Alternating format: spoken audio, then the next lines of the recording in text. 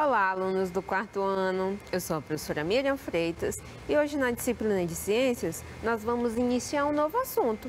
A gente estava estudando lá atividades agrícolas nas aulas passadas, vimos como é o uso do solo, o que é que pode afetar as atividades agrícolas e hoje a gente vai iniciar um novo assunto. O assunto que nós vamos trabalhar hoje, vamos ver aqui, ó, é o movimento do corpo humano, esqueleto humano.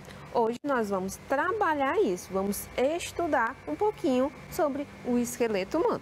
Data de hoje, 16 de dezembro. Vamos lá. Então, separa logo o material que a gente sempre usa.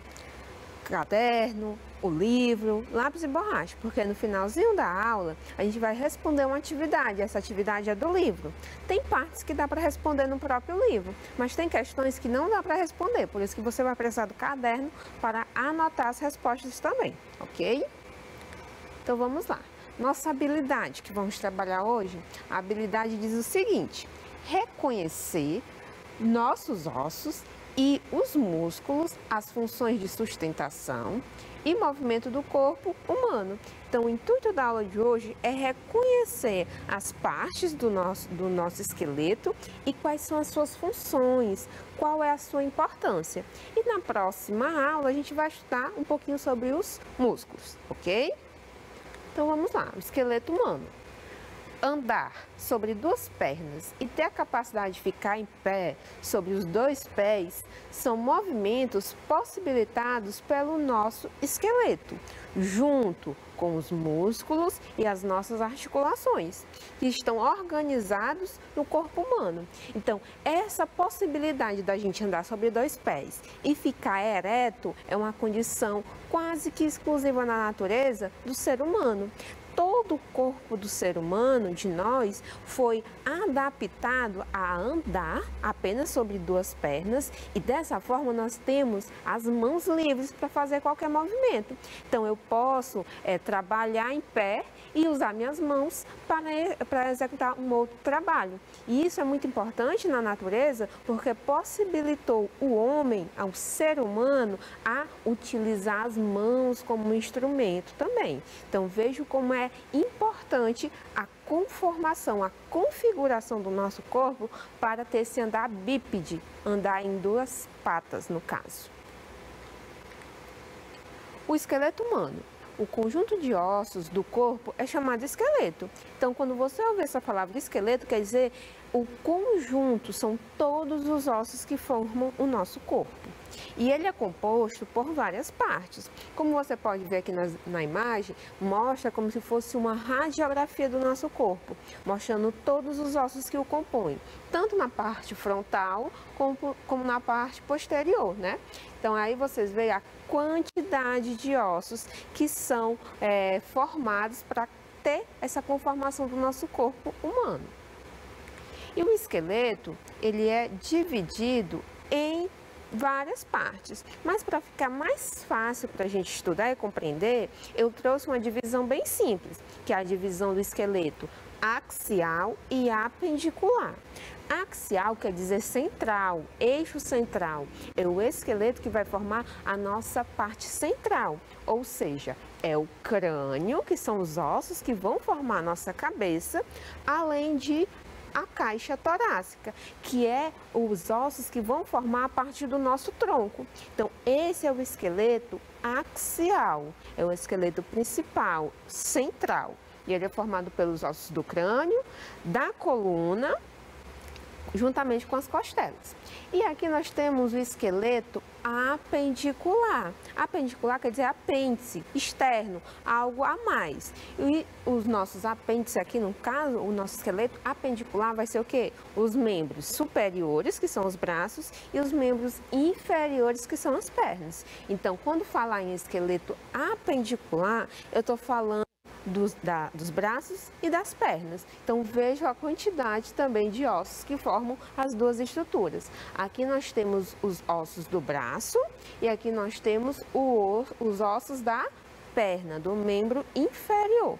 E a quantidade de ossos que o formam e a configuração desses ossos. Então qual é a função do esqueleto? O esqueleto humano ele vai ter várias funções. Uma delas é o que?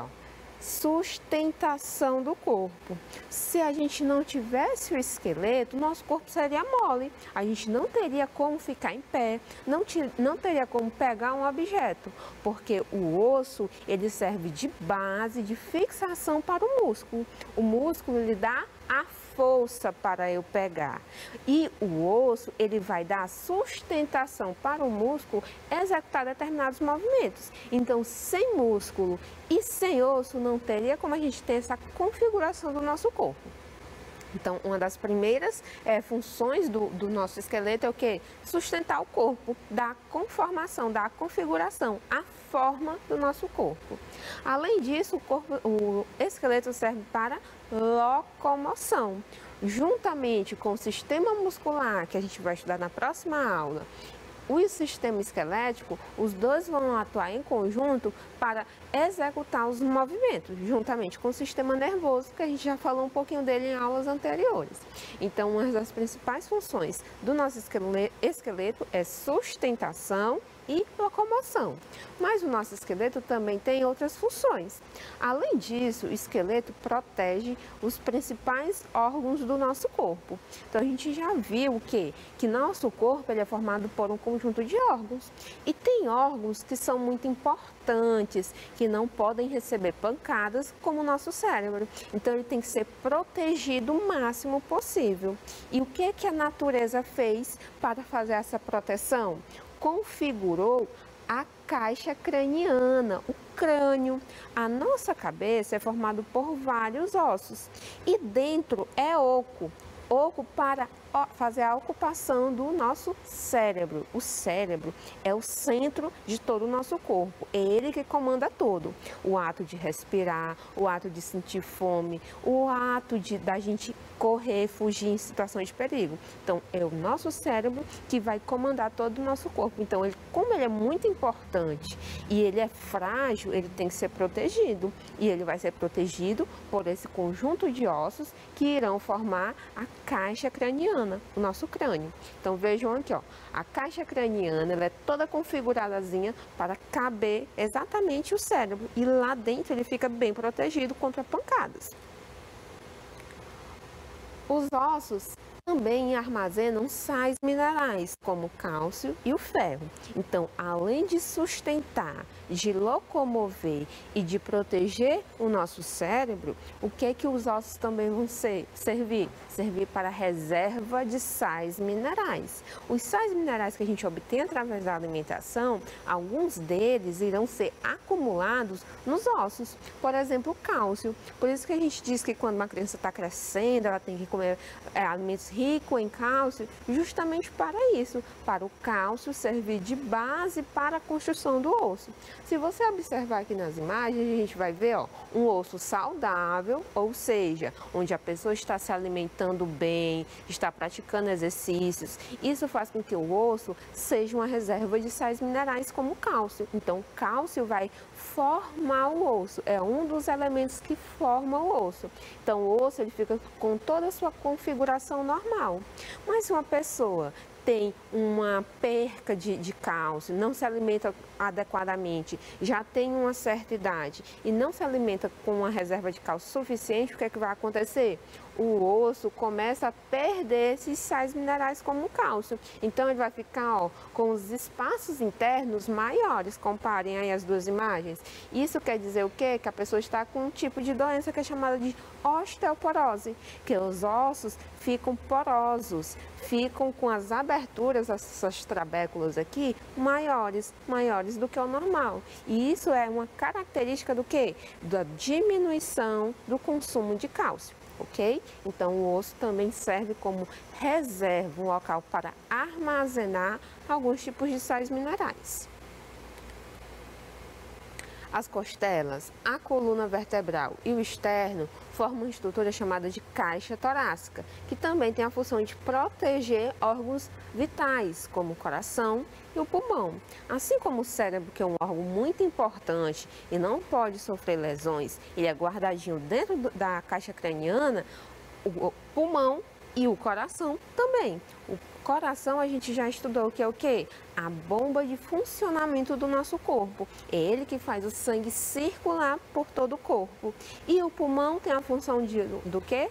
Oxigenar o sangue, levando esse oxigênio às células e fazendo com que elas se mantenham vivas. Os dois vão trabalhar em conjunto naquele sistema cardiovascular. Como é tão importante eles também têm que ser protegidos. Então, o corpo se adaptou para fazer essa caixa. Como a gente pode ver aqui na imagem, é uma caixa realmente que vai colocar dentro o quê? O pulmão e o coração para se tornar mais protegido de impactos externos. Os ossos e os vários formatos. Como a gente já viu, os ossos eles têm funções de proteção, de armazenamento de sais e outros. Dessa forma, os ossos têm que se adaptar à conformação do nosso corpo. Dessa forma, ele vai ter vários formatos. Então, os ossos do esqueleto humano não são todos iguais. Eles têm tamanhos e formatos diferentes. Vejam aqui, ó, a coluna vertebral, como é feita essa coluna, como é a forma das vértebras que compõem a coluna. Os ossos do crânio já é totalmente diferente, bem como os ossos da perna, da canela, do braço, da cintura pélvica. Então, são ossos que têm formas e tamanhos diferentes. Desse jeito, o que é que vai acontecer? Os ossos, eles são classificados também de acordo com a forma. Então, eu vou ter ossos longos, como o fêmur, que é o osso maior que nós temos no nosso corpo humano, que é o osso que vai suportar a coxa, vai conformar a coxa. Então, é o nosso maior osso que nós temos no nosso esqueleto, é o fêmur. É um osso longo. Também ossos longos que a gente vai ter, os ossos do braço, os ossos da canela, são ossos compridos. E a gente vai ter também, ó, ossos curtos, como os ossos do punho. Os ossos que formam o nosso punho são ossos curtos, como a gente pode ver aqui, ó, são pequenininhos, juntamente com os ossos que formam a mão, que são as falanges, que vão formar os dedos, são ossos pequenos, e os ossos também que vão formar o pé. Todos eles são classificados como ossos curtos. Temos também os ossos planos, que são os ossos que são finos e achatados, como o externo. O externo é esse osso que fica bem no meio do nosso peito, da nossa caixa torácica. Ele é um osso, como mostra aqui, ó, ele é fino e ele é achatado. Dessa forma, ele tem uma classificação de osso plano. Outro tipo de osso plano que nós vamos ter são os ossos que formam, ó, nossa caixa craniana. Os ossos que formam um crânio, a sua maioria é ossos planos, finos e achatados. Há ainda os ossos que não se encaixam em nenhuma dessas categorias. Nós vamos ter ossos no nosso corpo que não são longos, não são curtos e não são planos. São os ossos irregulares. Os ossos irregulares são principalmente os ossos que vão formar, ó, nossa coluna vertebral. Observem aqui, ó, a imagem de todos os lados de uma vértebra. Vejam que ela não tem nenhuma forma concreta. Ela não é longa, ela não é curta, ela não é plana e nem chata. Ela tem várias pontas e dessa forma ela é classificada como osso irregular. Ok? Cuidados com os ossos. Então, a gente viu que os ossos têm muitas importâncias para o nosso corpo. Ele sustenta, ele atua na locomoção, atua na proteção. Dessa forma, nós temos que ter alguns cuidados, como ingerir alimentos ricos em cálcio, como leites e seus derivados, e também frutas e verduras na cor verde escuro. Por quê? Porque nesses alimentos, o leite e vegetais na cor verde escura, folhas na cor verde escura, são alimentos que são ricos em cálcio. E alimentos ricos em cálcio, a gente viu que o cálcio participa da formação dos ossos. Então, se eu estou me alimentando adequadamente com alimentos ricos em cálcio, esse cálcio da alimentação vai servir para a formação e manutenção dos ossos. Então, é uma forma da gente cuidar dos nossos ossos. Outra forma de cuidar do nosso esqueleto é o quê? Expor-se ao sol com moderação para que o corpo produza um tipo de vitamina, que é a vitamina D. É uma das únicas vitaminas que a única vitamina que a gente não consegue através da alimentação. O nosso próprio corpo é que produz e vai produzir a partir da ação do sol na nossa pele. Então, quando a gente toma sol, o nosso corpo produz a vitamina D e a vitamina D vai atuar junto com o sal mineral, o cálcio, para o quê? Para formar os ossos e manter eles saudáveis. E quando você tomar sol, você não pode esquecer do filtro solar, protetor solar, para proteger a sua pele. Outra forma da gente cuidar dos ossos é o quê? Praticar atividades físicas com frequência para fortalecer os ossos.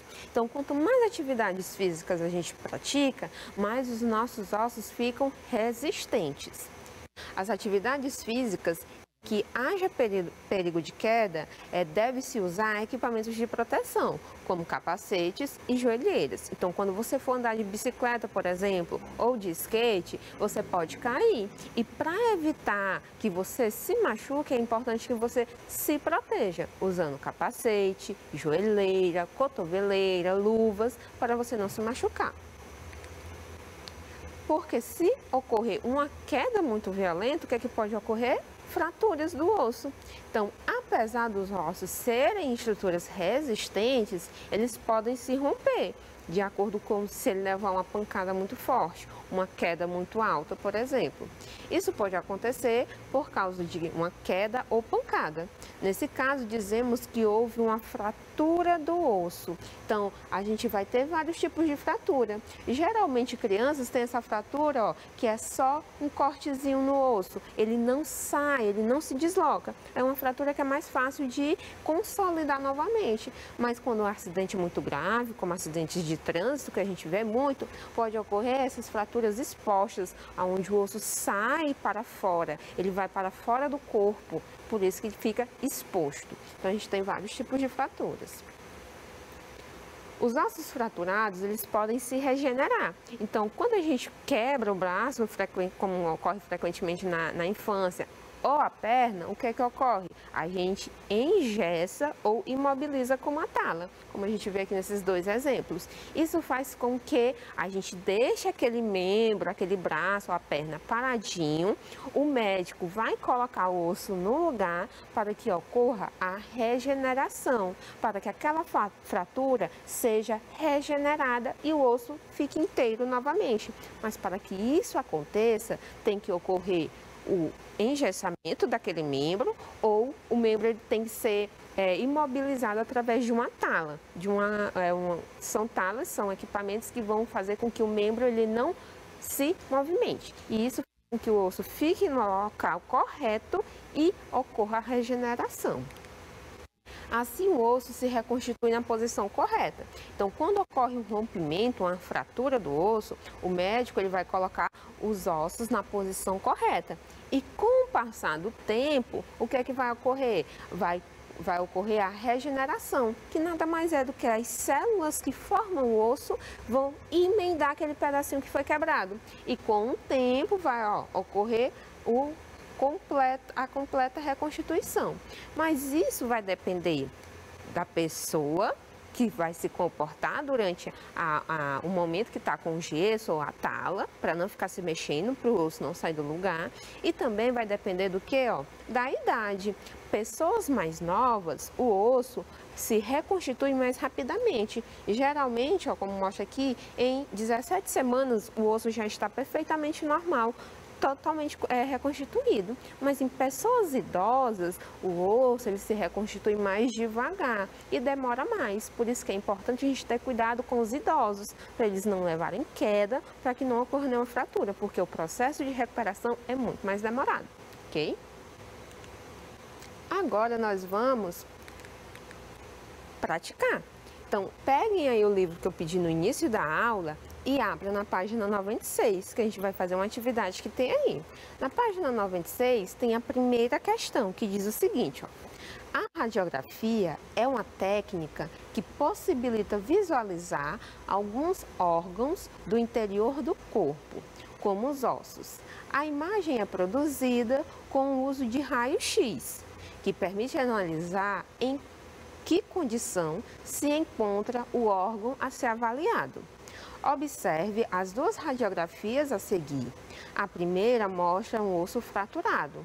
A segunda apresenta um osso que havia sido fraturado e que depois de algum tempo se reconstituiu.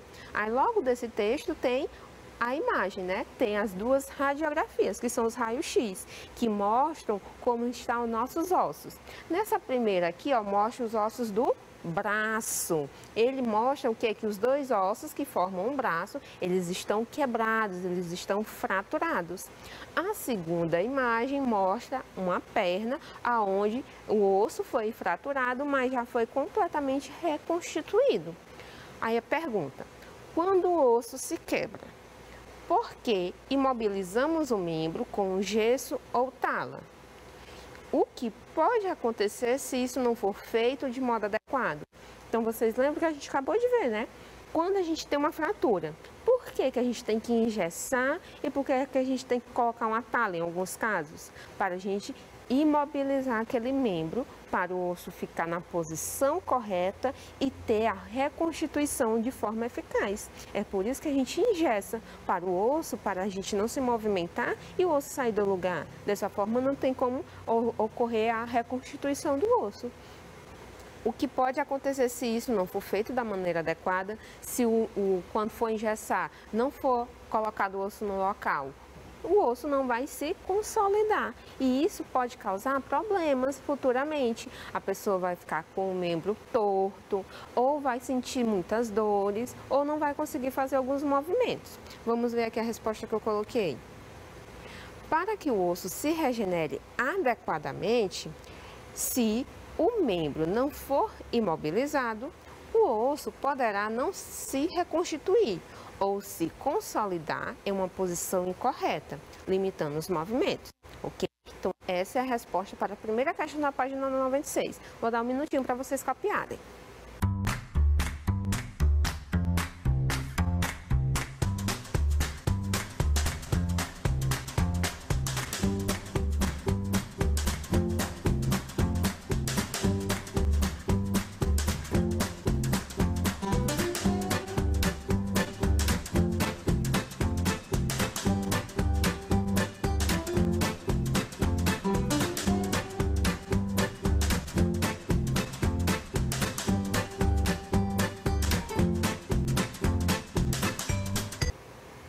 Vamos lá? Se não estiver dando tempo para copiar a resposta, você pode tirar uma foto da TV e copiar depois, certinho? Então vamos para a próxima questão. A próxima questão é na página 97. Na página 97 temos a segunda questão que diz o seguinte: a figura abaixo representa os ossos do braço. Em sua opinião, qual é o formato dos ossos indicados? Então, aí é para a gente classificar os ossos. Lembram lá da classificação? Nós temos os ossos longos, curtos, planos e irregulares. Vamos olhar aqui. Esse primeiro ossinho aqui que está dizendo, ossos do dedo. Os ossos do dedo, você acha que é um osso longo? Não, né? Eles são pequenininhos. Se eles são pequenos, eles são ossos do tipo curto. Então, completem aí o primeiro quadro, ó, com a palavra curto. Os ossos do dedo são ossos curtos, ok? O rádio é esse osso que fica aqui na lateral do braço. Você acha que esse osso é curto? Não, né? Porque comparado com o osso da mão, ele é bem grande. Ele é um osso longo? Com certeza. Então, vamos colocar aqui no rádio a palavra longo. O rádio é um osso do tipo longo. O húmero é o osso que forma a parte superior do nosso braço. Esse osso, o húmero, vocês acham que ele é curto, longo, ou irregular ou plano? Ele é um osso também longo. Então, vamos colocar a palavra longo. Coloquei lá da una. E aqui o húmero também é longo. E a una, que é o outro osso que vai formar nosso antebraço, que é o que fica aqui do lado do dedo mindinho, ele é um osso também longo. Então vejam que o nosso braço, nosso membro superior, ele vai ser formado principalmente por ossos longos e os ossos que vão formar a mão e o punho são ossos curtos, ok? Copiado? Então vamos para a próxima.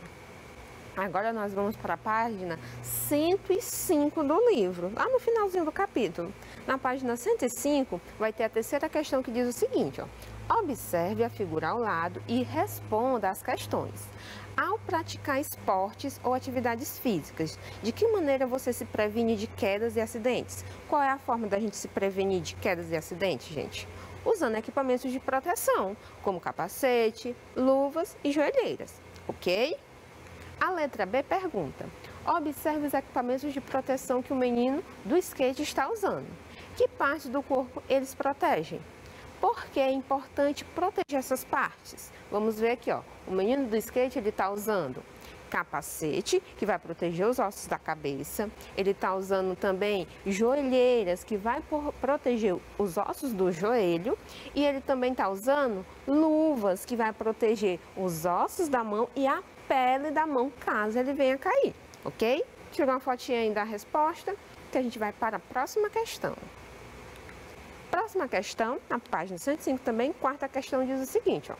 Alguns elementos da postura saudável ao sentar-se são ter apoio para as costas e manter os ossos, manter os ombros e o quadril alinhado. Marque um X na figura que corresponde à postura mais saudável para a coluna. Então, quando a gente for sentar em uma cadeira, a gente tem que ter um apoio para as costas e sentar reto, com a coluna reta, sem curvar ela nem para frente, como mostra aqui. Na primeira imagem, o menino está com a coluna reta?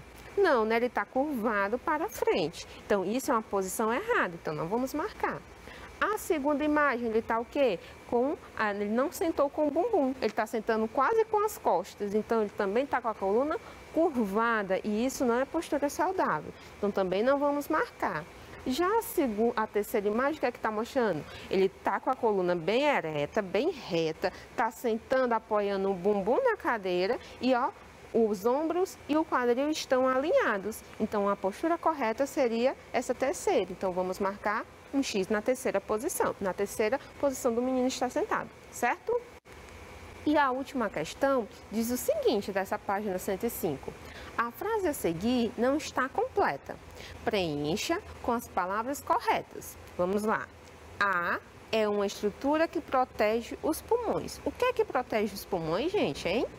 A caixa torácica que protege os pulmões, que é essa estrutura de ossos que vão proteger o pulmão e também o coração. Então, a segunda palavra seria coração. Então, a caixa torácica protege os pulmões e o coração. Além disso, os armazenam sais. Qual é a estrutura que a gente estudou que armazena os sais? Os ossos. E eles armazenam os sais minerais. Então, vamos completar a frase com minerais. Então, vamos usar essas 4 palavras para completar a frase da quinta questão, ok? Então, caixa torácica, coração, ossos e sais minerais, ok? Então, vamos ver o que a gente aprendeu na aula de hoje. Nós aprendemos um pouquinho sobre o conjunto de ossos do corpo humano, que é o esqueleto. Nós vimos que o esqueleto ele tem várias funções, como sustentar o corpo, locomoção, proteção de órgãos importantes. Vimos também que os ossos eles vão ter vários formatos e, dependendo do formato, ele vai ser classificado em osso longo, curto, irregular ou plano. E a gente viu que, apesar dos ossos serem estruturas resistentes, eles podem sofrer fraturas. E as fraturas, elas demoram para se regenerar. As fraturas demoram para se reconstituir o osso. Dessa forma, nós temos que ter alguns cuidados. E esses cuidados seriam ter uma alimentação saudável, praticar atividades físicas, entre outros, ok? Então, o assunto da aula de hoje foi isso. Então, gente, a aula de hoje é isso. Espero que tenham gostado, aprendido um pouquinho sobre o sistema esquelético humano e na próxima aula a gente vai dar continuidade estudando o sistema muscular. Até a próxima. Tchau!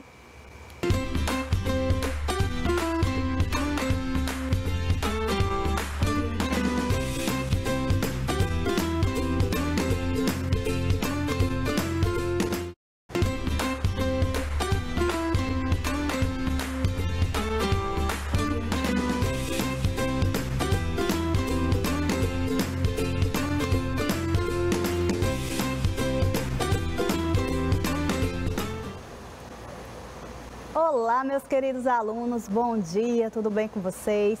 Vamos aqui para o nosso encontrinho da semana, vamos para os nossos encontros matemáticos. Vocês estão preparados em casa? Está tudo bem aí? Como é que está a expectativa aí para o final do ano, né? Todo mundo precisando aí de férias, todo mundo já fez muita coisa até aqui, não é isso? Mas ainda temos muito conteúdo pela frente, ainda temos muito o que aprender, tá certo? Ainda temos mais um pouquinho de caminho pela frente. E hoje eu estou trazendo aqui para vocês uma temática que muitos vão meio que chiar, né? Vamos falar um pouquinho da divisão. E como eu sempre falo para vocês, a matemática ela não é aquele bicho de 7 cabeças. Eu sei que vocês gostam muito da adição, da subtração, começam a encarar lá a multiplicação e quando chega na divisão sempre falam: ah, professora, eu não gosto de dividir. Mas porque tem alguns obstáculos que ainda não ultrapassamos e hoje vamos trabalhar bem a divisão. Eu preciso que vocês prestem bem atenção para vocês entenderem como é que se procede uma resolução de uma divisão e eu tenho certeza que se vocês prestarem bem atenção, não vamos sair com essas dúvidas, tá certo, pessoal? Então, muita atenção na aula. Qual é a habilidade de hoje? O que é que vamos trabalhar? Vamos resolver problemas com números naturais envolvendo os diferentes significados da multiplicação ou divisão. Multiplicação comparativa, ideia de proporcionalidade, configuração retangular e combinatória. Nosso detalhamento é resolver problemas que envolvem a divisão exata ou a multiplicação de números naturais. Então, hoje vamos focar aqui nesta nossa aula na divisão e não tenham medo, tá bom? Vamos entrar aqui na nossa aula com muita expectativa e vamos sair com muita aprendizagem. E olha só o nosso slide-chave aqui que eu sempre trago aqui para vocês para chamar a atenção para a concentração, para o foco, né? Então, precisamos entrar na aula determinados a aprender. Não adianta sentar aí no sofá, olhar para a professora dando aula e aos poucos ir se distraindo com outras coisas, porque senão a aprendizagem ela realmente não acontece. Então, para ela acontecer, temos que sim fazer o nosso esforço. Então, eu preciso que vocês estejam aí com o material de vocês a postos, né? Caderno, estojo, tirar foto sempre que precisar para fazer uma anotação e, gente, manter sempre concentração, né? Sempre foco, sempre concentração, sempre atenção para as nossas aulas. E olha, eu sempre trago um resgate aqui, tratando um pouquinho sobre os termos da divisão, os conceitos, o que vocês precisam interiorizar, o que vocês precisam deixar na mente de vocês e não esquecer de jamais. Quando a gente aprende uma coisa, a gente não esquece. Então, precisamos alcançar essa aprendizagem, tá certo? E olha só, os termos da divisão. Temos o dividendo e o divisor, que são termos da divisão, como vocês observam aí na continha abaixo. O quociente, ele é o resultado da divisão, que é aquele resultado que a gente procura dentro de uma problemática. E o resto é o que sobra da divisão. Mas hoje falamos lá no nosso detalhamento, lá no nosso objetivo, que vamos trabalhar com a divisão exata, não é isso? E o que será, gente, essa divisão exata para vocês, hein? Vocês sabem o que é esse conceito? Pergunto mais uma vez, o que é divisão exata? Olha só, essa palavra exata. Então, vamos conhecer aqui o conceito. Uma divisão exata é aquela que sobra o resto zero. Um exemplo, 2 dividido para 2. Eu tenho 2 bombons, divido para 2 pessoas. Cada um vai ganhar quantos bombons? Cada um vai ganhar um bombom, não é isso? Que o quociente resultado é igual a 1, o resto é zero. Ou seja, toda conta que der resto zero vai ser uma divisão exata. Toda que der resto diferente de zero não é uma divisão exata. Então, hoje vamos trabalhar com divisões exatas, não é isso? Então, vamos lá para as nossas problemáticas, para as nossas historinhas matemáticas. E eu sempre trago essa pergunta aqui, tem problema? Sem problema, né? Sabemos que tem o problema, mas vamos resolver, porque todo problema tem uma solução. E eu sempre trago para vocês também esses tópicos que precisamos ter em mente para trabalhar com qualquer tipo de problema, seja adição, subtração, multiplicação, divisão, sempre precisamos fazer isso, né? Quando vemos um problema, precisamos entender que dentro dele tem informações. Então, precisamos circular os números, sublinhar a pergunta, pintar as palavras matemáticas e sempre em cada problema vai aparecer palavras matemáticas de acordo com a operação que estamos trabalhando. Temos aqui na divisão alguns exemplos como repartir, distribuir, metade, dividir. Então, esses conceitos precisam ficar bem claros. Claro que existem outras palavras dentro do nosso dicionário matemático que refletem aí a respeito da divisão.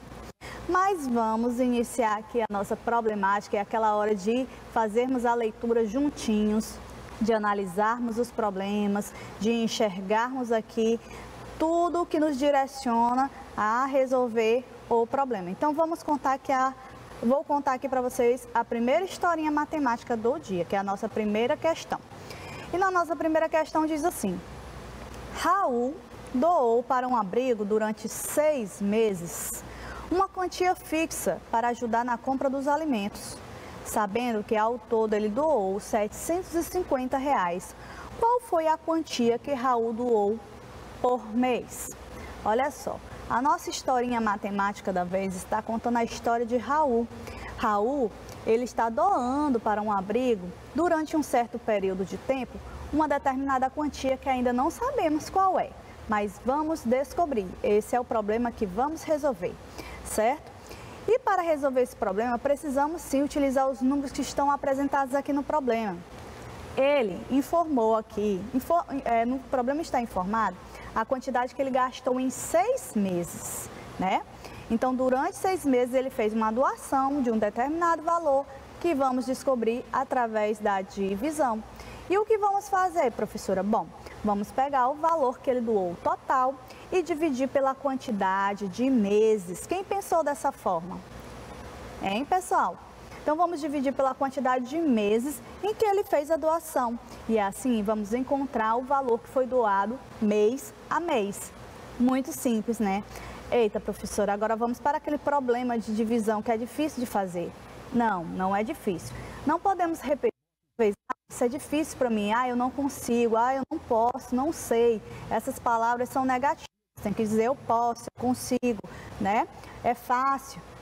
Lógico que tem os desafios, mas se elaborarmos bem a continha, tudo vai fluir do jeito certo. O que precisamos inicialmente? Posicionar os nossos números da divisão, não é isso? E eu já sei que a minha divisão é por 6. Eu peguei aqui o 750, lembrando que estamos trabalhando aqui, pessoal, com dinheiro. E depois da vírgula ainda tenho 2 zeros. Só que como esses zeros, ele não vai diferenciar no resultado final, né? Eu preferi não usar no momento. Lembrando aí que já trabalhamos com os números decimais, que são aqueles números que vêm após a vírgula, né? É importante entender isso sempre, tá bom? Então, eu peguei aqui 750, que representa a quantidade, o valor, R$ 750, e vou dividir por 6. E o que esse 6 representa dentro da nossa divisão? Vamos olhar lá para o problema. Esse 6 representa a quantidade de meses em que foi feita a doação por Raul ao abrigo. Não é isso? Então, eu estou dividindo a quantia total pela quantidade de meses. E assim vamos descobrir o valor que foi doado mês a mês. Vamos lá fazer a divisão. Observem bem, gente. Não coloquem atenção em nada que esteja aí na casa de vocês, além da TV. Esse é o momento de aprender a divisão. Vocês não podem chegar lá no final e dizer, eu não consegui. Vamos lá, foco. Olha só. Na divisão tem um 750. O 7, vou começar pelo 7. Olhem para o 7. O 7 é um número que dá para dividir por 6? Sim ou não? Hein, pessoal? Claro que sim. Para um número ser dividido por 6, ou por qualquer outro número que esteja aqui na operação para ser dividido, eu preciso que ele seja maior. E 7 é maior que 6, então a divisão pode acontecer naturalmente. Vamos lá. Aí a gente vai pensar o seguinte: quantos 6 cabe no numeral 7? Hein, pessoal?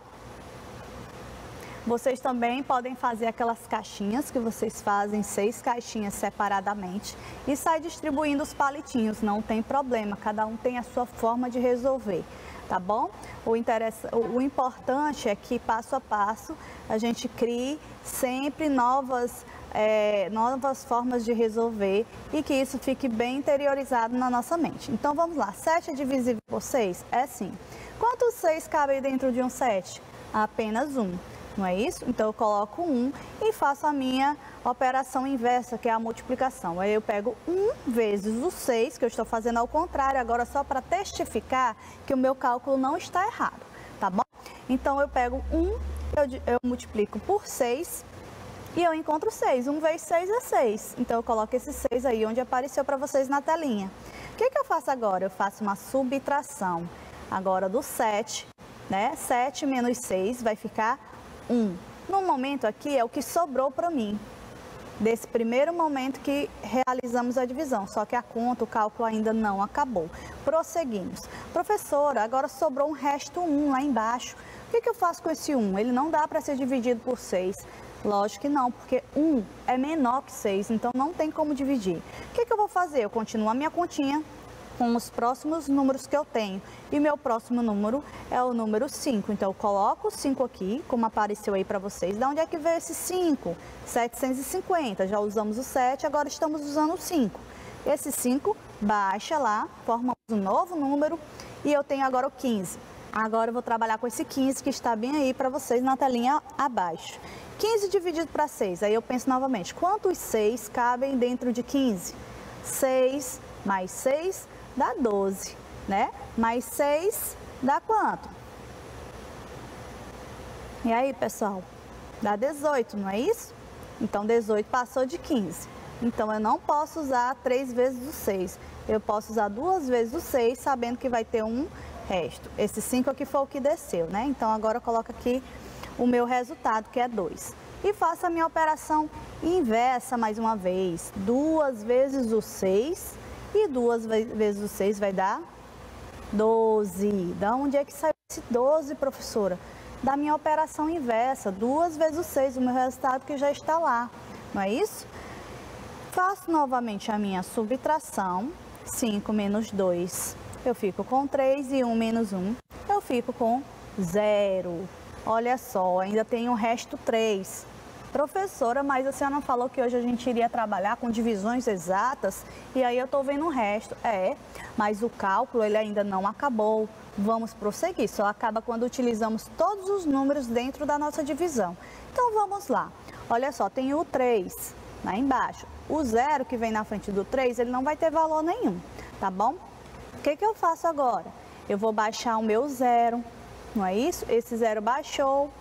E eu vou formar um novo número. E que número eu formei aí? Eu não considero o 0 que está na frente do 3, eu considero o 0 que está depois do 3. Então, eu tenho um novo número e esse número é o 30. Certo, pessoal?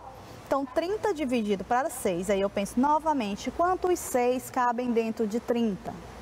6, mais 6, mais 6, mais 6, mais 6. Eu repeti o 6 5 vezes, não é isso? Então, 5 é o resultado. Faço minha operação inversa para testificar aqui o meu cálculo. 5 vezes o 6 é 30. E 30 menos 30, o número que é igual ao outro sendo subtraído, lógico que é 0. Pronto, o meu resto é 0.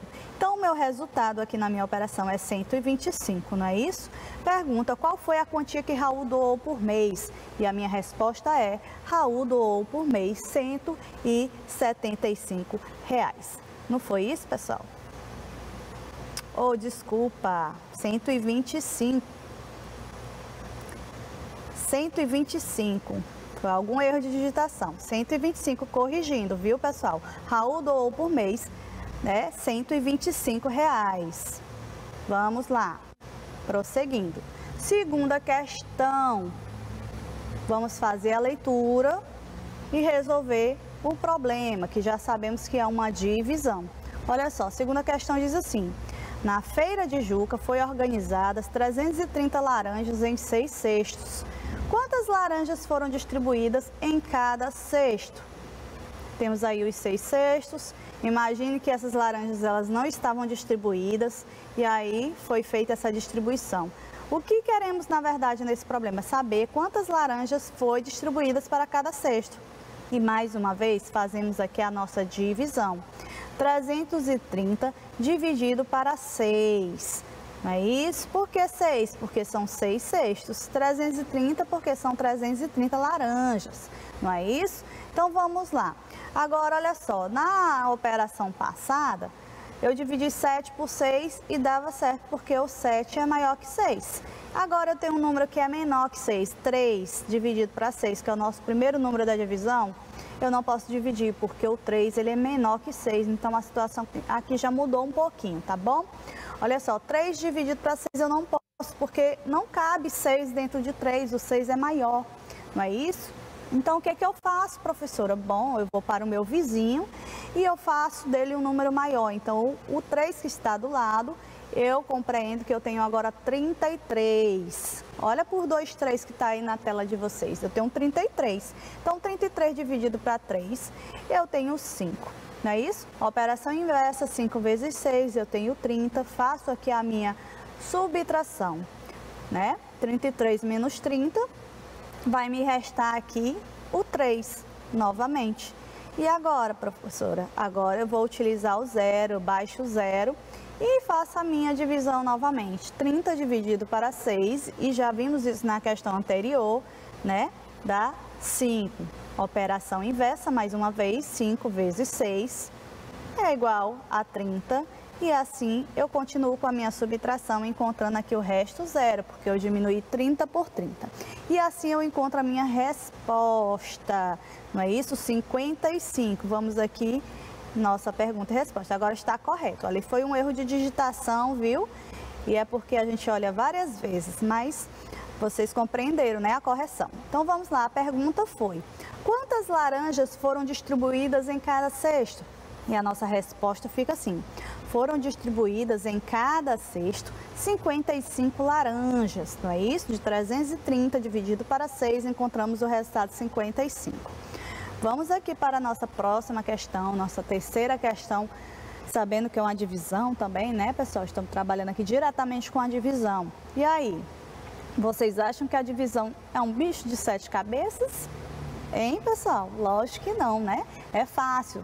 Lógico que tem uma estruturazinha no cálculo que a gente precisa ter muita atenção, não pode tirar nada do lugar. Isso é muito importante. Vamos lá para a nossa terceira questão, que diz assim: um livro tem 140 páginas e Érica pretende ler em uma semana. Quantas páginas Érica precisa ler por dia para concluir a leitura no prazo planejado? Então, Érica, ela quer fazer uma leitura de um livro, que ela sabe que ali tem 140 páginas. Mas ela determinou um prazo para ela ler esse livro, né? Então, ela disse assim: 7 dias eu vou ler o livro, não é isso? E ela quer saber quantas páginas ela precisa ler por dia para alcançar aí o prazo, para fazer tudo dentro do prazo planejado. Então, vamos aqui para a nossa divisão. 140 dividido por 7. Da onde saiu esse 7, professora? Vamos lá. Ela disse que quer ler uma semana. E uma semana tem quantos dias, gente? Tem 7. Então, por isso a divisão é por 7. O livro tem 140 páginas e a semana tem 7 dias. Vamos lá? Então, mais uma vez a situação. Eu começo com 1. 1 não pode ser dividido por 7, porque 7 não cabe dentro de 1, né? 7 é maior do que 1. Então, o que eu faço? Mais uma vez, vou para o meu vizinho aqui, minha nova posição ao lado, e tem o número 4, assim eu formo o número 14, e esse é o novo número da divisão, tá bom? Então, com 14 eu posso dividir por 7, porque 14 é maior do que 7. Então, o que fazemos? 14 dividido por 7. Quantos 7 cabem dentro de 14? 7 mais 7.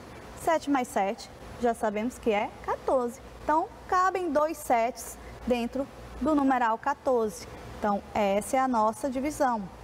2 vezes o 7. É a nossa operação inversa para testificar aqui o nosso resultado. Tenho 14, que já sabemos, e fazemos aqui a nossa operação inversa, né? Fazendo aqui a nossa subtração para testificar o nosso resultado. E temos 0. Professor, e agora? Sempre tínhamos que descer o número, né, para completar. Aqui eu não posso descer porque eu tenho zero. Zero junto com zero vai dar nada, não é isso? Mas eu ainda tenho o zero lá na jogada, 140. Usamos o 1, usamos o 4, falta usar o zero. Esse zero, o que vai acontecer com ele? O que vocês acham que esse zero, para onde é que ele vai? Toda vez que acontece uma situação dessa forma, eu pego o meu zero e coloco aqui no meu resultado. Eu acrescento aqui, tá bom, pessoal? Então, eu tenho 20. Como é que fica a nossa pergunta e resposta? Quantas páginas Érica precisa ler por dia para concluir a leitura no prazo planejado? Resposta fica assim: Érica precisa ler por dia 20 páginas. Assim, ao final de uma semana, que são 7 dias, Érica vai concluir as 140 páginas do livro dela. Então, vamos lá agora para a nossa quarta questão, prestando muita atenção. Vamos lá, pessoal, fazendo a leitura junto comigo. Lucas, Maria e Joana se juntaram para presentear sua prima com um aparelho de som que custa R$ 465. Quanto será a contribuição de cada um? Lucas, Maria e Joana são 3 pessoas, não é isso? E eles 3 querem comprar um presente para sua prima, que eles já sabem que é uma caixa de som e já sabem que o valor é R$ 465. E agora, como é que deve ser feita essa divisão? Bom, eu pego o valor, assim, quando a gente vai na pizzaria, eu acho que com certeza vocês já viram isso, vai na pizzaria, vai na sorveteria, né, vai na hamburgueria. Então lá a gente compra com os amigos alguma coisa e a gente divide no final a conta. Então é dessa forma, eu vou pegar o valor do aparelho de som e vou fazer a divisão pelos 3 amigos, porque são eles 3 que vão pagar. Então eu coloco aqui, disponibilizo o meu valor, que é R$ 465, e vou dividir por 3, mais uma vez. Professora, da onde saiu esse 3? Bom, é Lucas, Maria e Joana. Então, são 3 amigos. Daí saiu 3, tá bom? Então, vamos lá prosseguir com a nossa divisão. 4 dividido para 3 dá? Dá, porque 4 é maior que 3. Então, quantos 3 cabem dentro de 4? Apenas um, professora. Não é isso? Porque vai ter uma sobra aqui. Então, apenas 1 vezes 3, que é a nossa operação inversa, eu tenho 3. Não é isso? Faço aqui a minha subtração.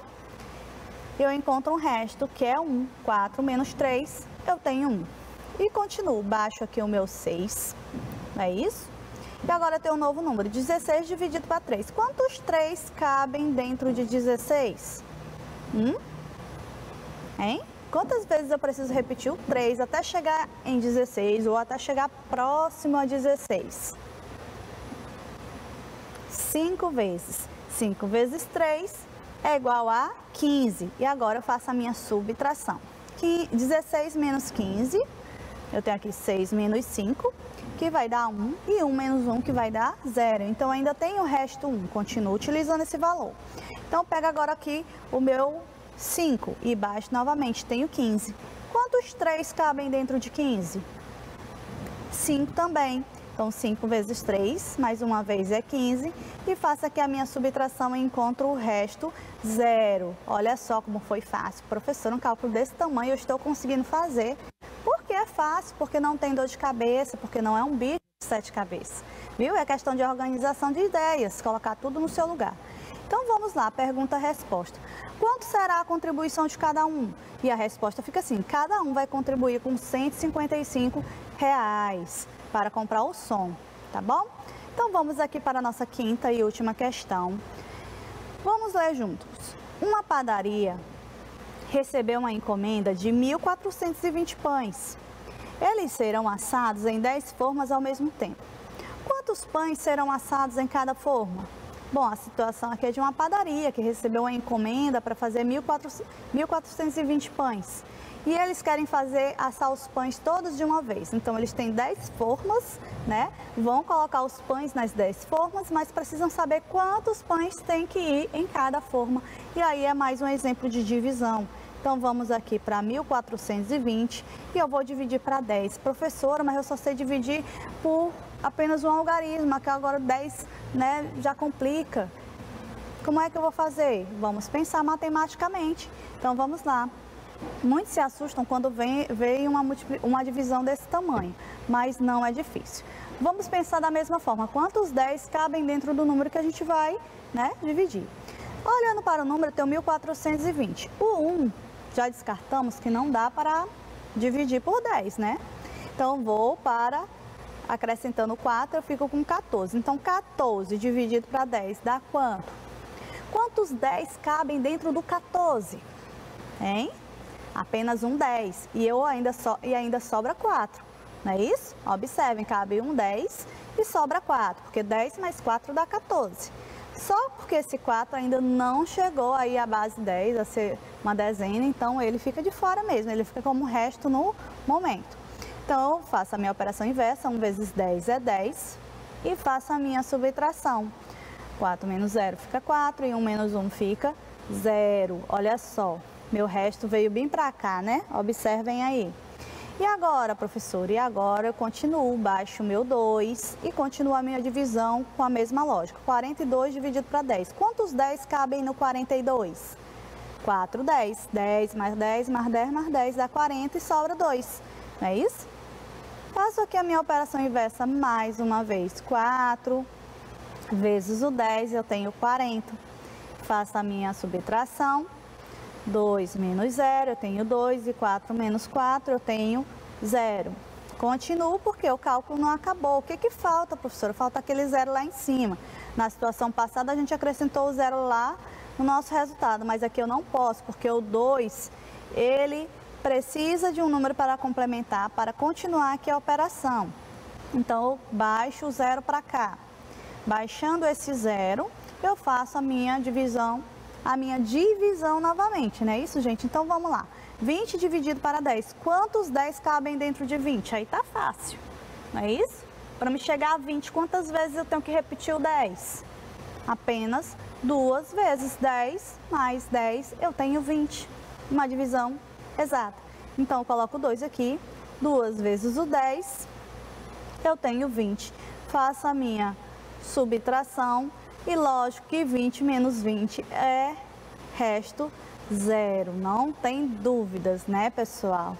Então, até aqui trabalhamos aqui com a divisão, trabalhando aí a divisão de forma exata. E sabemos que a divisão de forma exata é aquela que tem o resto 0. E como é que fica aqui a nossa pergunta e nossa resposta, hein, pessoal?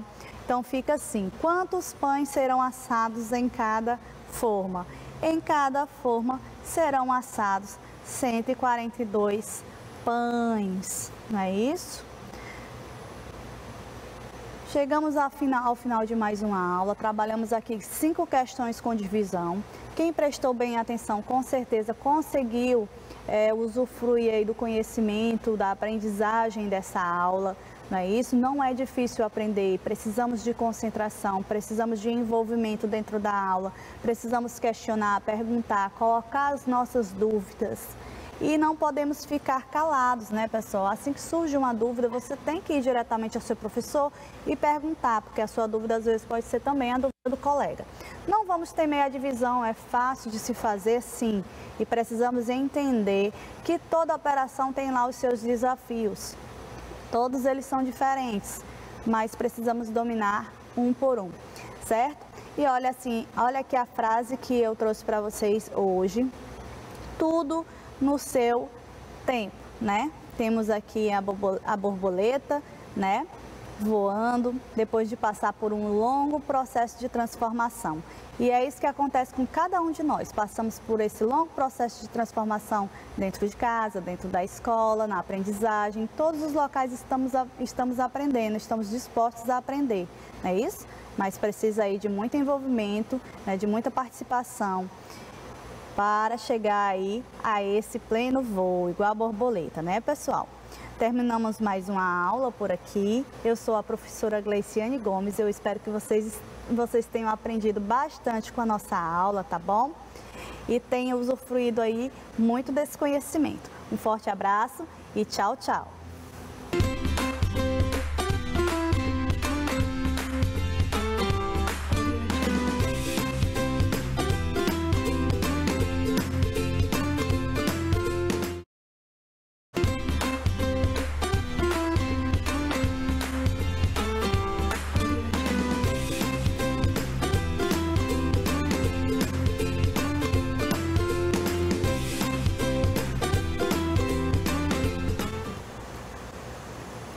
Olá, meus queridos alunos, tudo bem com vocês? Está em casa? Vamos aqui entrar em mais uma aula. Vocês estão prontos? Está todo mundo já concentrado? Vou já testar a concentração de vocês, tá bom? Olha só, vamos trazer hoje para vocês aqui uma temática que é a multiplicação. Durante esse período já trabalhamos aí com todas as problemáticas, adição, subtração, divisão e multiplicação também, né? Todas elas, já trabalhamos com todas, né? E aqui é um resgate de conteúdos, mais treinamento.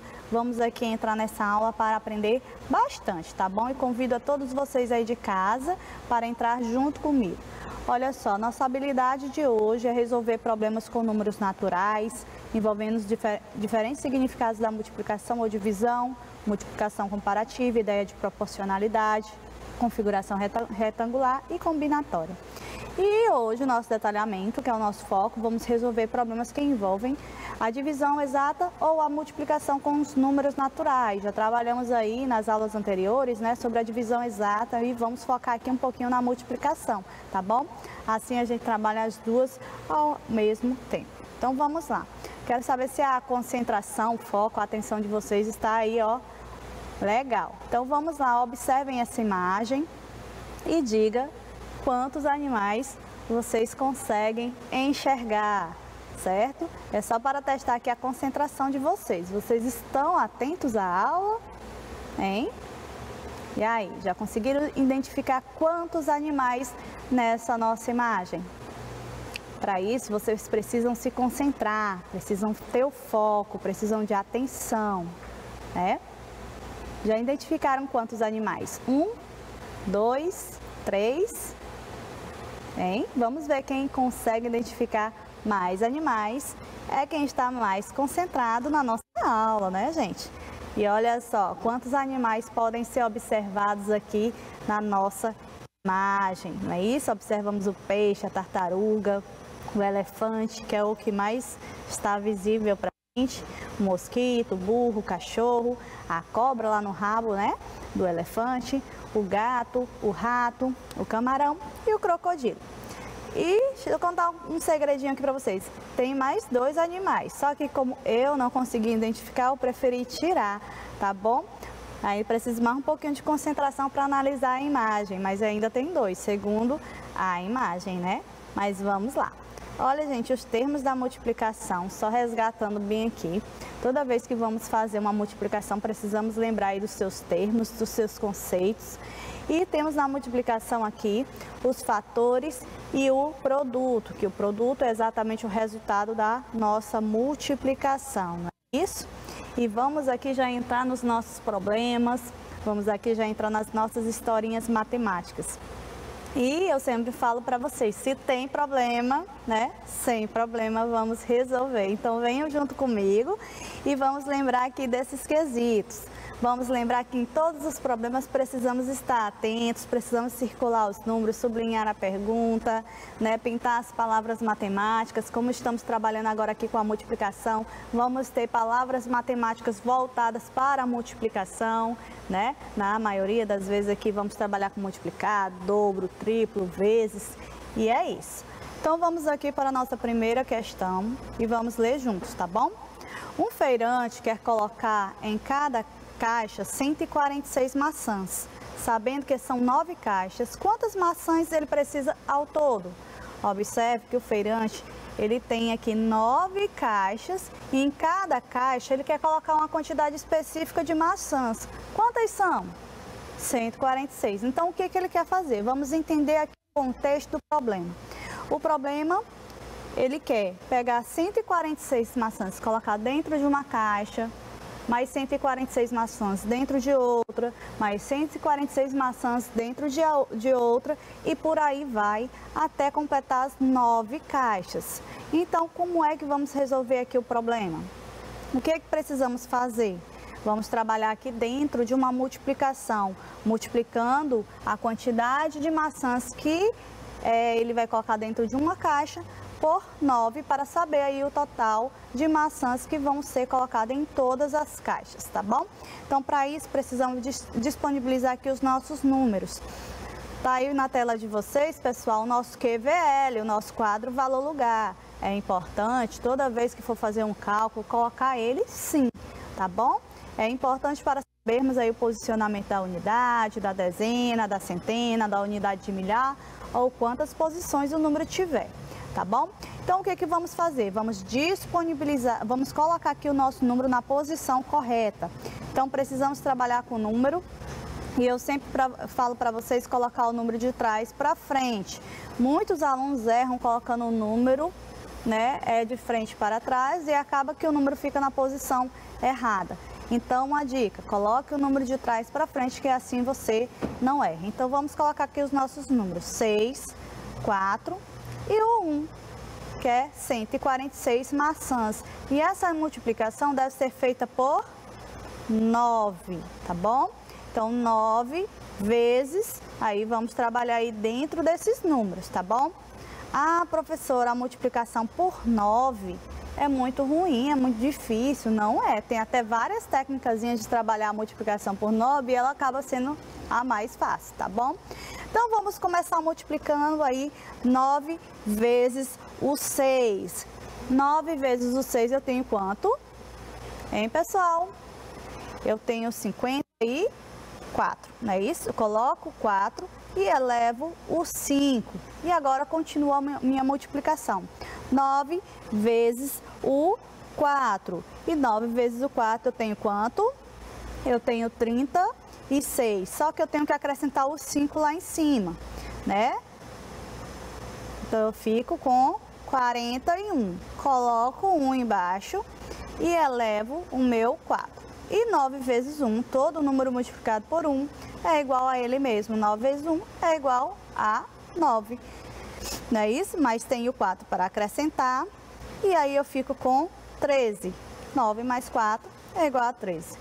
E como é que fica aqui a nossa resposta, hein, pessoal? A resposta fica assim, ele precisa de 1.314 maçãs ao todo. Ou seja, ele tem as 9 caixas para distribuir as maçãs. Mas ele precisa de 1.314 maçãs para que cada caixa receba a mesma quantidade. Qual é essa quantidade? 146. Então, uma caixa vai receber 146, outra 146 e assim por diante, até completar aí todas as caixas, tá certo? Entenderam até aqui? Então, vamos prosseguir aqui para a nossa segunda questão. Vamos fazer aqui a nossa leitura, tá bom? E vamos entender aqui o contexto e resolver a nossa multiplicação. Nossa segunda questão diz assim: Ismael tem uma coleção de 48 figurinhas e seu amigo, que faz coleção há mais tempo, tem 3 vezes mais figurinhas que Ismael. Quantas figurinhas o amigo de Ismael tem? Olha só, aqui conta uma historinha matemática onde fala que Ismael, ele começou uma coleção de figurinhas e ele tem 48 figurinhas. Mas o seu amigo, que já coleciona figurinhas há mais tempo, tem 3 vezes mais, 3 vezes a mais a quantidade que Ismael tem. Olha só, a própria palavra, né, já diz qual operação devemos fazer, que é a multiplicação. Ele tem 3 vezes mais, não é isso? Então, a palavra vezes já entrega aí a problemática, já entrega aí qual problema devemos fazer. Então, eu preciso multiplicar 3 vezes 48 para saber a quantidade de figurinhas, né, que o seu amigo tem. Então, vamos fazer o quê? Vamos disponibilizar o nosso número de trás para frente, para tudo ficar certinho, e vamos multiplicar por 3. Por 3, né, pessoal? Por que por 3? Porque é 3 vezes mais. Então, é 3 vezes mais a quantidade de figurinhas que Ismael tem. Então, vamos aqui para a nossa multiplicação. Vamos iniciando aqui. 3 vezes o 8. Como é que fica a multiplicação de 3 vezes o 8? Hein, pessoal? Então, vamos lá. 3 vezes o 8 é 8, mais 8, mais 8. O 8 3 vezes. Vocês lembram que nas aulas anteriores a gente falou muito que a multiplicação, ela simplifica a adição? Que por trás dela a gente enxerga que tem uma adição, né?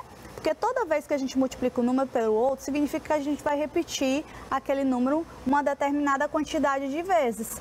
Ou seja, se eu multiplico 3 vezes o 8, eu vou fazer 3, olha só, falem aí de olhos fechados, 3 vezes o 8. O que vocês visualizam?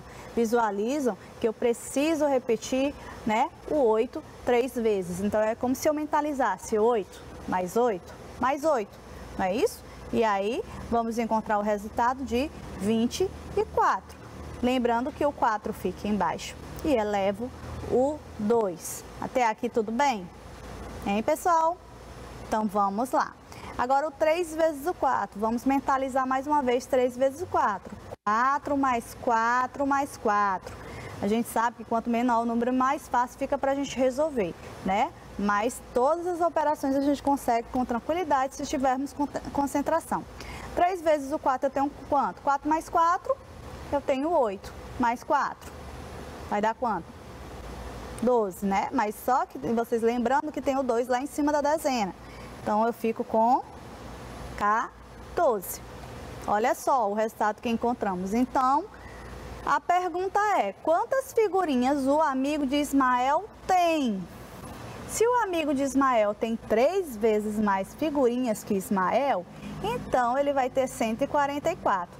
O amigo de Ismael tem 144 figurinhas, ou seja, ele tem 3 vezes a mais a quantidade de figurinhas que Ismael tem. Então, vamos aqui para a nossa terceira questão, entender aqui o nosso novo contexto, a nossa nova historinha matemática. Preciso da atenção de vocês agora. E aí, estão atentos, pessoal? Então, todo mundo atento na aula? Tá todo mundo concentrado? Tá todo mundo focado? Hein? Então, vamos lá. Terceira questão diz assim: todos os dias, Cislane lê 7 páginas do seu livro. Sabendo que ela vai levar 90 dias para acabar completamente a leitura, quantas páginas o livro de Cislane tem? Ó, ela lê 7 páginas por dia, mas ela vai levar 90 dias para acabar esse livro. Então, eu vou fazer uma multiplicação da quantidade de páginas que ela lê, né, pela quantidade de dias que ela vai ler o livro. Então, eu faço o quê? Eu disponibilizo aqui meus números e faço a multiplicação por 7, né? O que é esse 7? É a quantidade de páginas que Cislane lê por dia. E o que é esse 90? Esse 90 é a quantidade de dias, né, que ela vai levar para fazer a leitura completamente desse livro. Então, para mim saber a quantidade de páginas que o livro tem, eu preciso fazer a multiplicação da quantidade de páginas pela quantidade de dias. E assim eu vou descobrir o resultado, a nossa resposta, né? Então, vamos lá. 90 é o número que está em cima e 7 é o número que está embaixo, que é a quantidade de vezes que vamos multiplicar. Então, 7 vezes o 0. Observem, gente, todo número multiplicado por 0 é igual a 0. Por quê? Lembrando que a multiplicação é a simplificação da adição. Olha só, 7 vezes o 0. Mentalize aí, é 0 mais 0 mais 0 mais 0 mais 0 mais 0 mais 0. Acho que eu falei 7 vezes, né? Então, toda vez que a gente for somar zeros, vai dar em 0. Então, todo número multiplicado por 0 é igual a 0, né? Entenderam? Então, vai dar 0. E agora, 9 vezes 7. Então, vamos lá. Vai dar quanto? Vai dar para vocês 63. Então, coloco o 3 e o 6 vai lá para a posição das centenas. Então, vamos lá. A nossa resposta fica assim: o livro de Cislane tem 630 páginas. Como é que descobrimos esse resultado? Multiplicando a quantidade de páginas que Cislane lê em um dia pela quantidade de dias que ela vai levar para ler o livro completamente. Assim eu encontro e eu sei que o livro dela tem 630 páginas, né? Encontramos o resultado. Vamos aqui, pessoal, para a nossa quarta questão, entendendo aqui uma nova historinha matemática da vez. E vamos ler agora a história de Marcos. O que é que Marcos nos conta aqui? Vamos lá. Marcos mediu 4 metros de altura no andar do edifício onde mora. Sabendo que onde ele mora tem 12 andares, quantos metros é a altura total desse edifício? Olha só, ele pegou lá onde ele mora, né, a altura de um andar somente. Só que ele nos relata aqui, que o edifício onde ele mora tem 12 andares. Então, cada andar vai ter a mesma medida do andar de Marcos. Então, eu vou ter que fazer essa multiplicação, né, para ele. Então, é 4 metros, não é isso? Então, o que eu faço? 4 vezes o 12. Então, vamos lá. Lembrando que 4 é a medida de um andar e 12 é a quantidade de andares total. Faço aqui a minha multiplicação para me saber quantos metros total tem esse edifício. Então, 4 vezes o 2, lembrando que é 2 mais 2 mais 2 mais 2. Esse tipo de cálculo podemos fazer mentalmente, né? É muito interessante que vocês comecem a fazer os cálculos mentalmente, porque isso vai trabalhando aí, né, a agilidade do pensamento lógico de vocês, e daqui a pouco vocês nem precisam ir para a caneta e para o papel. Lógico que quando a professora pedir os cálculos tem que colocar, né? A gente sempre acredita no potencial de vocês, mas o cálculo mostra para a gente o que vocês sabem, precisamos ver. Então, 4 vezes o 2 vai dar quanto? 8. 4 vezes o 1, todo número multiplicado por 1 é igual a ele mesmo, porque 4 vezes o 1 é apenas ele mesmo, então eu tenho 4. Então, a altura total desse edifício é de 48 metros. Sabemos esse resultado porque fizemos a multiplicação da altura de um edifício pela quantidade de andares, de um andar pela quantidade de andares total do edifício. Então, vamos lá. Vamos aqui, pessoal, para a nossa quinta questão e vamos conhecer mais uma historinha matemática. E agora vamos conhecer a história matemática de Gustavo, certo? Gustavo vende cartelas de ovos e cada cartela vem com 30 unidades. Juca comprou 24 cartelas. Quantos ovos Juca comprou ao todo? Olha só, é comum esse problema pra gente, porque quem não vai no supermercado comprar cartela de ovos, hein? E a gente sabe que uma cartela, lógico, tem cartelas menores, mas a padrão é que venha com 30 ovos, não é isso? Então, o que conta aqui a nossa historinha matemática? Conta que Gustavo, ele é um vendedor de ovos e um determinado cliente comprou 24 cartelas, né? E lembrando que cada cartela tem 30 ovos. Só que queremos saber a quantidade de ovos que Juca, que é o cliente de Gustavo, comprou ao todo. E para chegarmos nesse resultado, precisamos fazer aí a nossa multiplicação. Então, vamos multiplicar o quê? A quantidade de cartelas pela quantidade de ovos que tem em uma cartela, não é isso? Então, colocamos aqui o 30 e disponibilizamos também o 24. Fazemos aqui a nossa multiplicação. Essa multiplicação ela é um pouco mais longa. Precisamos entender que precisamos trabalhar por etapas, certo? Não é colocar o número lá e ter a pressa de resolver. A gente precisa ir passo a passo para chegar na resposta. Então, primeiro vamos trabalhar com o algarismo 4, com o 4. Foquem no 4. O 4 vai ser o primeiro número que vamos multiplicar. Depois vamos para o 2, tá bom? Então, foquem no 4, esqueçam o 2 no momento e vamos fazer a nossa multiplicação. O 4 ele vai ser multiplicado pelos dois números que está em cima, pelo 0 e depois pelo 3, tá bom? Então, 4 vezes o 0 é 0, todo número multiplicado por 0 é igual a 0. 4 vezes o 3, então é 3 mais 3 mais 3 mais 3. Dá para fazer de conta, não dá? Então, chegamos ao resultado 12, né? Então, olha só, encontramos 120. Acabou aqui a nossa multiplicação? Não acabou. Eu vou isolar esse espaço bem aqui da unidade, porque vamos lá para a dezena. O 2, ele se encontra na posição das dezenas. Então, nossa resposta ela tem que começar a ocupar a posição da dezena também. Então, vamos lá. 2 vezes o 0 é 0 e 2 vezes o 3 é 6. Agora, eu encontrei a multiplicação que foi feita pelo algarismo 4 e depois pelo algarismo 2. Para mim encontrar o resultado, agora eu preciso somar. Então, faço aqui a minha soma. 0, aqui 2 mais 0 fica 2 e 1 mais 6 fica 7. Pronto, acabou. Simples assim. Não precisou quebrar a cabeça e achar que é difícil, porque não é. Então, vamos lá. Nossa resposta fica assim. Juca comprou ao todo 720 unidades de ovos, olha só, interessante, né? Então, vamos lá, prosseguir, vamos aqui para a nossa sexta questão. Vamos lá. Cada repositor de mercadoria de um supermercado, para encher uma seção inteira, levou em seu carrinho 15 fardos de massa de milho.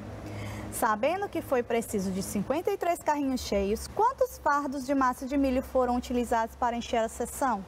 Então, é um supermercado comum, onde os repositores vão lá colocar o produto no lugar para os clientes pegarem.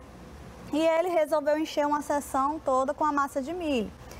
Cada carrinho foi carregado com 15 fardos, só que precisaram aí de 53 carrinhos cheios, com a mesma quantidade, né?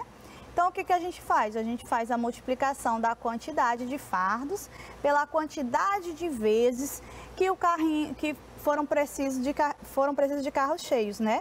Dos fardos de massa de milho. Professora, mas o número maior não fica em cima, o menor fica embaixo? Olha só, qual o número que a gente está multiplicando? A gente está multiplicando aqui. A gente está multiplicando 53 vezes, né? O carrinho aí cheio. E na multiplicação, a ordem também não altera o resultado, tá bom? Assim como na adição também. Mas vamos colocar dessa forma para ficar tudo direitinho. Então, fazemos aqui a multiplicação. Mais uma vez, primeiro pelo 3. 3 vezes o 5. É uma multiplicação ótima. Eu sei que todo mundo gosta de multiplicar por 5. Então, 3 vezes o 5 é 15, elevo 1.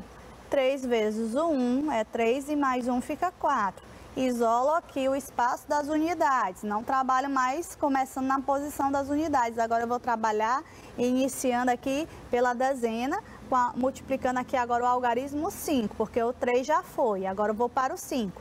5 vezes 5 é o 5, 5 vezes. E 5 vezes eu tenho 25. Coloco 2 e elevo, ou coloco 5 e elevo o 2. O 2 foi lá para cima, coloquei até de uma cor diferente para vocês não confundirem. Porque o 1 a gente já utilizou, agora a gente vai utilizar o 2, né? Na continuação do cálculo. Continuamos, 5 vezes o 1, eu tenho 5, só que o 2 lá em cima está, para ser completado aqui, eu fico com 7. Fazemos aqui a nossa adição e encontramos o nosso resultado. Aqui fica 5, 4 mais 5 eu tenho 9 e aqui fica 7. Então, 795 foram utilizados 795 fardos de massa de milho ao todo, né? Precisou aí de 53 carrinhos cheios e cada carrinho tinha lá 15 fardos. E a quantidade total de fardos foi 795 através do nosso cálculo de multiplicação. Gente, eu coloquei sexta questão 2 vezes aqui para vocês. Era para ser a 7ª questão, tá bom?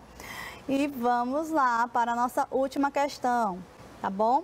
Vamos entender aqui o contexto. Olha só, vou falar sexta porque tem sexta, mas era para ser a 7ª. Sexta questão diz assim: na horta de seu Pedro, ele resolveu plantar os alfaces na forma de um retângulo no chão. Imagine o chão, imagine uma forma retangular, tá bom? No chão. E ele quer fazer a plantação dos seus alfaces nesse formato.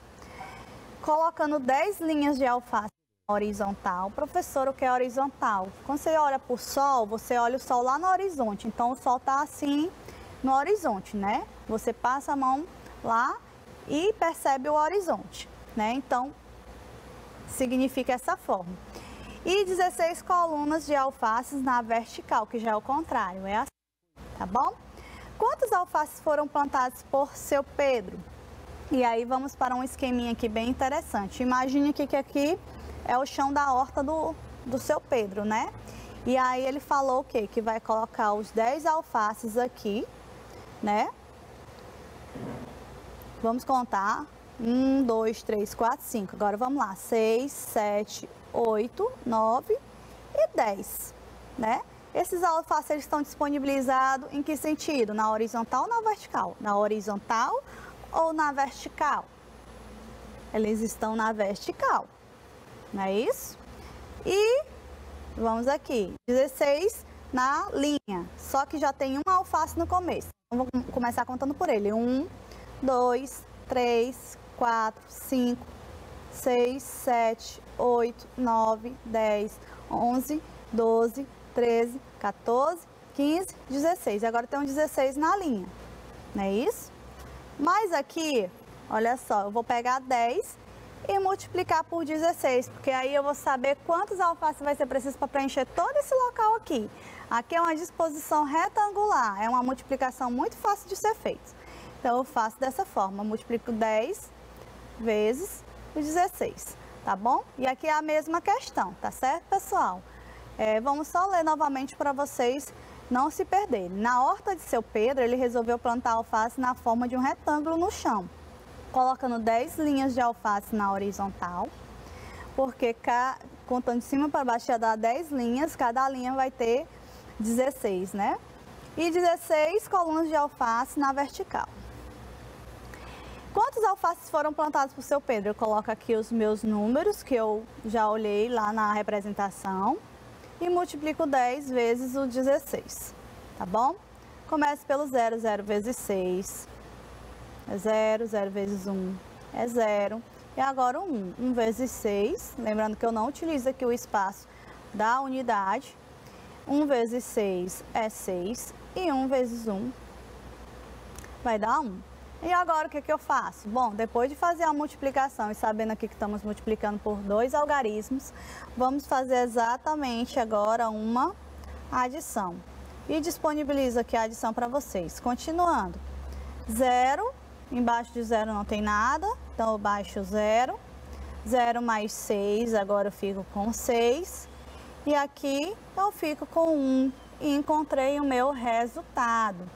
Essa aqui é uma multiplicação muito prática. Toda vez que a gente encontra uma disposição retangular, que é tudo que fica na forma de retângulo, tem uma determinada quantidade de linhas, uma determinada quantidade de colunas, a gente multiplica o número que tem lá na quantidade de linhas e o número que tem na quantidade de colunas e encontramos o resultado do todo, né? Isso pode ser utilizado em várias situações. Aqui a gente utilizou a situação de quê?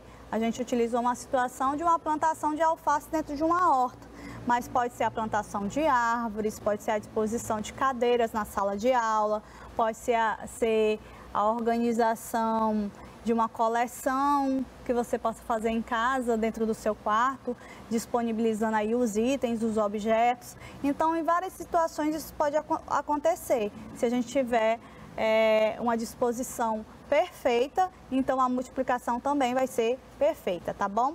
Então, respondendo aqui a nossa pergunta, quantos alfaces foram plantados por seu Pedro? Lembrando que ele utilizou aí a disposição retangular. E encontramos o resultado de quê? 160.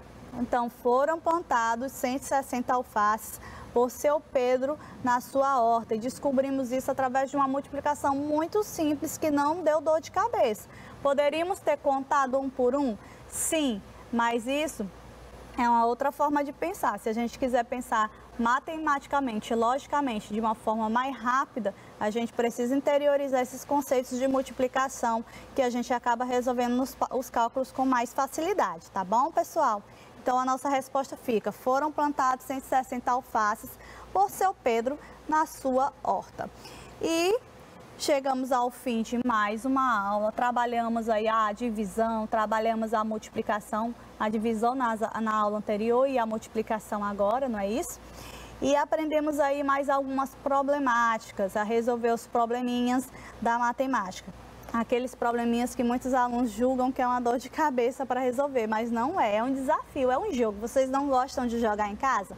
Pega um jogo, aí vai jogar, tem aquela animação, aquela diversão. Então, o probleminha matemático pode ser encarado dessa forma, como se fosse um jogo que vocês vão lá entrar na jogada para descobrir o resultado e ser vencedores, tá bom?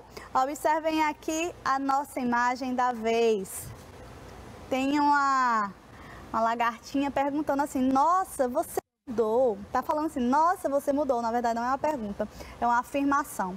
Nossa, você mudou, ela percebeu. E a borboleta já pronta, já formosa, aí disse: despertei. Não é isso? A gente precisa, às vezes, despertar, né? Para a gente não perder as oportunidades que estão acontecendo a cada momento, porque o tempo ele não volta, tá certo? Então, o momento de aproveitar é agora. Eu sei que o momento é difícil, que a gente está aqui em outro contexto de sala de aula, mas a aprendizagem ela é possível sim, tá bom? Então precisamos despertar aí para aprender, para o nosso caminho não parar, para seguir o voo, tá bom? Então vamos lá, gente. Então eu sou a professora Gleiciane Gomes.